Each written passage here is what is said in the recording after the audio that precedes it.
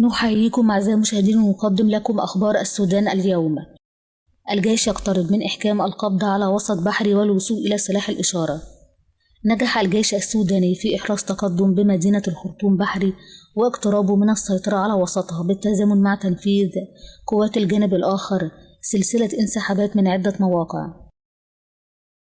مصدر عسكري 74 طائرة مسيرة هاجمت ولاية نهر النيل.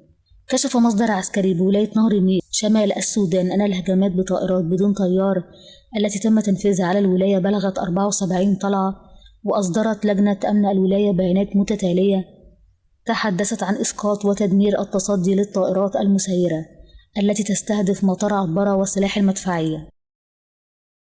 عقار يشيد بدور مؤسسة الطوارئ الإيطالية في تقديم الخدمات الطبية بالبلاد. ثمن نائب رئيس مجلس السيادة الانتقالية مالك عقار الدور الكبير الذي تطلع به مؤسسة الطوارئ الإيطالية في تقديم المساعدات الإنسانية والطبية لمرضى القلب والأوعية الدموية في الخرطوم وبورتو سودان ونيالا. الجانب الآخر تواصل الانتهاكات في الحصى حيصة. أكد النشطاء أن قوات الجانب الآخر فرضت حظر تجوال داخل مدينة الحصى حيصة بولاية الجزيرة، كما أوقفت عمل المطابخ المجانية واستمرت هجمات على القرى المحيطة بالمنطقة. الفرقة السادسة تهنئ قواتها وكل القوات المشاركة معها لما حققته من انتصارات.